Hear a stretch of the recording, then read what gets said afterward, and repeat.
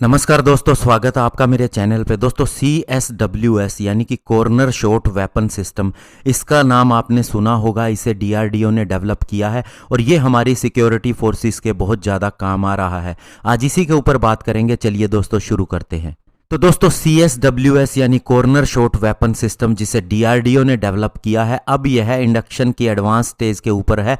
Specially हमारी CRPF यानी central reserve police force और जम्मू कश्मीर पुलिस के द्वारा। तो ये उनके बहुत ही ज़्यादा काम आने वाला है।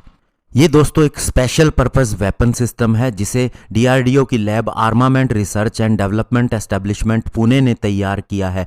और ये दोस्तों स्पेशली उस समय काम आता है जब हमारी फोर्सेस किसी ऑपरेशन के लिए जाती हैं और दीवार के दूसरी तरफ या एक कॉर्नर के दूसरी तरफ अगर कोई छिपा हुआ है, सरप्राइज काउंटर अटैक वो ना कर दे, तो पहले ही उसे साइड में होकर देखा जा सकता है और इसके द्वारा उनके ऊपर अटैक किया जा सकता है या उनके अटैक से बचा जा सकता है।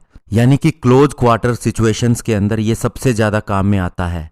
इस वेपन सिस्टम की डेवलपमेंट मार्च 2019 के अंदर कंप्लीट हो गई थी। उसके बाद में इसे यूज़र ट्रायल के लिए दिया गया और बहुत C central armed police forces इसे इस्तेमाल कर रही हैं, यानी इसका ट्रायल्स कर रही हैं।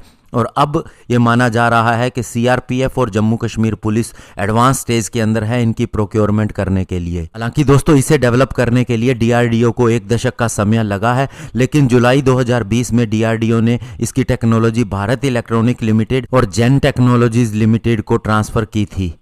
इसके अलावा दोस्तों इसके कुछ एक सिस्टम का इस्तेमाल जापान इंडिया की बायलैटरल आर्मी एक्सरसाइज, जिसका नाम धर्मा गार्डियन 2022 था, उसमें भी किया गया था, जो मार्च 10 को हुई थी कर्नाटका के बेलागावी के अंदर। और इंडियन ट्रूप्स ने इस सिस्टम को जापानीज फोर्सेस को भी इंट्रोड्यूस किया था और किस तरह से इसका इस्तेमाल किया जाता है इसके बारे में भी बताया था।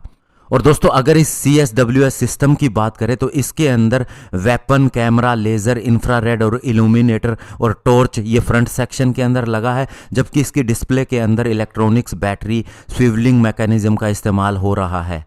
और सबसे बड़ी बात, इसकी बॉडी को हाई ग्रेड एल्यूमिनियम एलॉय से बनाया गया है, जिसकी वजह से ये बहुत ही ड्यूरेबल है और इसका वेट भी बहुत ही कम है। इसके अलावा अगर इसके फीचर्स की बात करें तो डे नाइट फायरिंग कैपेबिलिटी है, कलर डिस्प्ले है, डिजिटल जूम है, जीरोइंग फैसिलिटी है, हॉट कीज़ है, हाई पावर बैटरी है, जो दोस्तों इसे कंप्लायंट बनाती हैं किसी भी काउंटर इंसर्जेंसी या काउंटर टेरर ऑपरेशन के लिए। और इसके अलावा दोस्तों सबसे बड़ी बात, इसके अंदर बहुत से सुपीरियर फीचर हैं जो दोस्तों इसे पहले इस्तेमाल की जाने वाले इंटरनेशनल प्रोडक्ट जो कि 9mm ग्लोक 17/19 या फिर 1A1 ऑटो पिस्टल वेरिएंट है, उससे सुपीरियर बनाता है।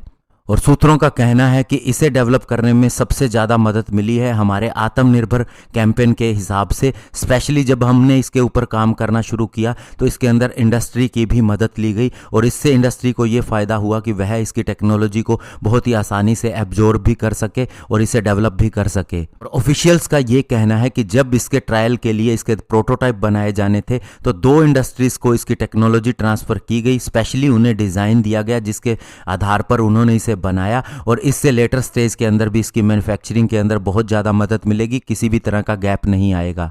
और अभी की अगर बात करें तो इसके टेक्निकल ट्रायल पूरे हो चुके हैं और यह पूरी तरह से रेडी है और अब इसका एक्सपोर्ट भी किया जा सकता है। और दोस्तों आपको बता दें, इसकी शुरुआत हुई थी जो 26/11 का मुंबई टेरर अटैक हुआ था सन 2008 के अंदर। उस समय हमारे नेशनल सिक्योरिटी गार्ड और आर्मी ने यह कहा था कि उन्हें कॉर्नर शॉट वेपन सिस्टम की रिक्वायरमेंट है हमारी ट्रूप्स के लिए, स्पेशली जो अर्बन वारफेयर के अंदर इन्वॉल्व होती हैं, क्योंकि उस समय वे टेररिस्ट को एक्सपोज हो जाते हैं उन्हें लोकेट करने के दौरान में, तो ऐसे में बहुत ज़्यादा रिस्क रहता है।